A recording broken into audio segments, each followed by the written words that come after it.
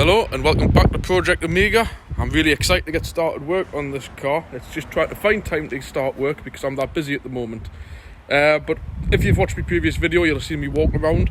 I did miss a few things on it, one of which was a feature that I discovered when I got home, which was absolutely fantastic. With this being obviously an estate car, if you want to put some ladders in or something like that, you just pull down the handle. There you go. Obviously you would have your back seat down. Since my other videos I have put some covers down to keep the car clean. How cool is that for an estate car? Ladder straight in from the back onto there. It saves having to manually wind seats down. Just a normal system off a 3-door car. You just lift it up. There you go, seat back to the position it was in. Great that. One other thing I found as well, registered from the dealership that I actually got the car, that we still deal with this dealership, but they've moved now. It's an original Amiga handbook. It's fantastic. There's an estate one somewhere further up. There we go. It's exactly this car. GLS. Amiga estate. And they went into all like the higher spec ones and like that. Can't be many of those lying around. I've also got the full history in there of the receipt for when the guy bought this car, practically brand new, but that's got his address and name, so I'm not too keen to show off all that, but there's all sorts of history in there which I've found. Anyways, on to what I'm actually doing with the car. Another cool little feature was I found the headrests if people were noticing they were missing, and I love this little thing here. It tells you, oh, it does get in your way. I had the centre one on, it does stop the rear view quite a bit, and it just lets you know, take it out, and there's a little compartment in there to put it in. I haven't put it in there, I've put it under the seat at the front, but still good. But anyways, now the business side of things, what I'm going to be getting done to it. I've spent quite a lot of money on this car before I even picked the thing up. So, what we're going to be doing is an air filter change, cabin filter change, oil and filter. Where's the oil? Oil and filter change. The only thing I haven't got here is a fuel filter.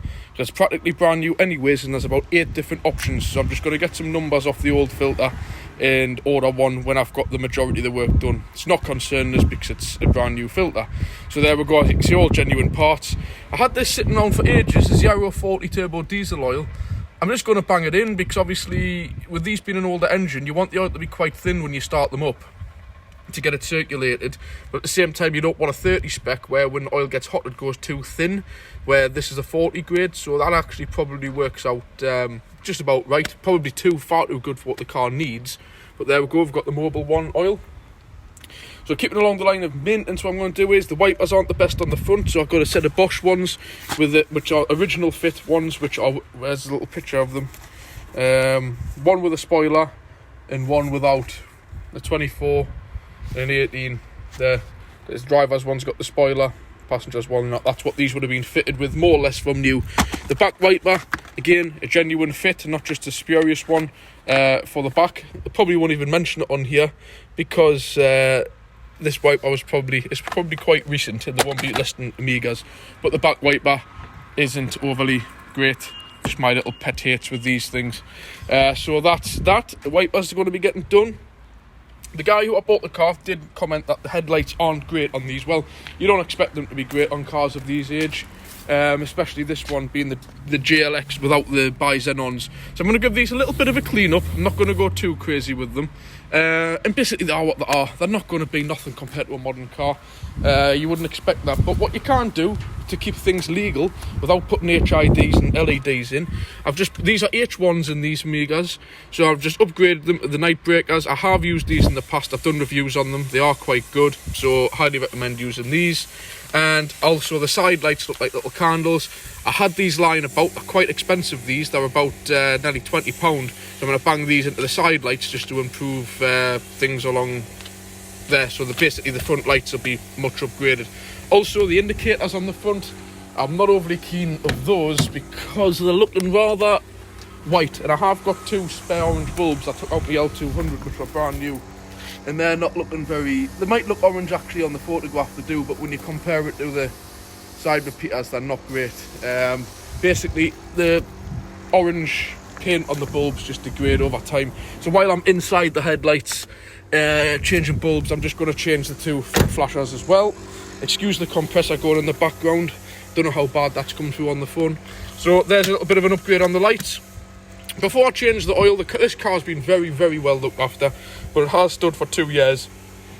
So I don't normally use this, but I'm just going to stick this in and give it a flush to go along with that. So I'll put that with the oil. Something that isn't, like, actually I'll go into this, I've got a full 5 litre can of black wax oil. I normally always promote using the clear, but the guy who's owned this car has always put black wax oil on it from new, so I'm just going to go along with the same theme and do a full lot of that and put it underneath the full 5 litres, do all the arches, strip everything down. One thing that isn't here, I've bought 3 cans, aerosol cans of cavity wax, which basically are just 3 normal sized like oil aerosol cans, and you use these on them, and what you do is like little areas here where you get a hole. I don't know if you can see that, the drain hole up there. So what you would do is just put them in. They'll have ones, these are renowned for the doors, the bottom of the doors rotten, which if you know your Amigas, take a look at that, absolutely immaculate. So what you do is you just find the drain holes, which are there, you stick this pipe up inside and you spray it. Again, you put it in that way and you send the pipe all the way through, and it just fills the bottom of the doors. There'll be all sorts of little areas underneath within the chassis rails and things like that. So that's the only thing I have got it. It's just it's home at the moment. I haven't brought it with us.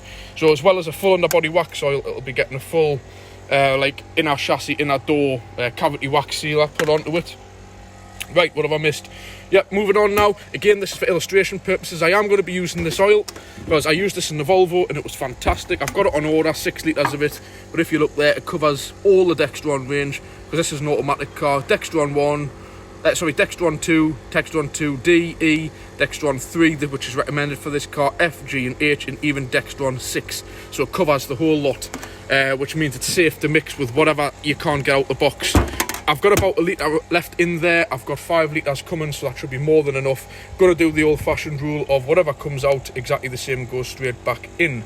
Rear diff on this, I've got this is a very professional oil. This is what dealerships use, MPM, fantastic. And that's just a mineral SAE 90 GL5 spec, but it's got the limited slip on. I don't know if this has got, there was an option of whether or not it has or it hasn't, but both, regardless if it's limited slip or not, you both use the limited slip in it, and they take about 1 litre anyway, so that's going to get the rear diff oil changed. Finally, on to this stuff. I've heard about it. I'm just going to walk away a little bit from this noise of the compressor. I'm not quite sure it's said correctly, but Dipitane, it's a fuel lubricant. Now what it does, it's made in Ireland as well. What this is meant to do is it works fantastic. The bottles have this bottle's probably still on a shelf for 6 months or a year, something like that, as things do. So the stuff about this new E10 unleaded is not registered on it.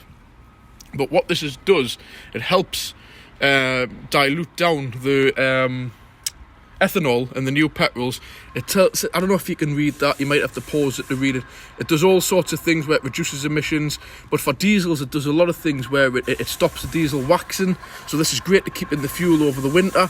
It also goes through there, because obviously diesel, if you notice on the pumps, that's called B6, which means it's up to 4 to 7% biodiesel. This helps with that. It also helps with older diesels like this car, to basically it stops the sulfur.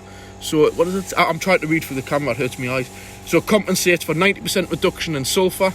It also goes down, it eliminates the need for outdated additives, all this kind of stuff that it's providing that it does. But this stuff is fantastic to use in old diesels, older petrols, even right up to your modern stuff, because it's saying that it helps for DPFs and all God knows what else. And you can use this in petrols, diesels, and that it says down there, all for petrol, diesels, heating fuels including kerosene, middle light and heavy duty fuels in all engines and boilers.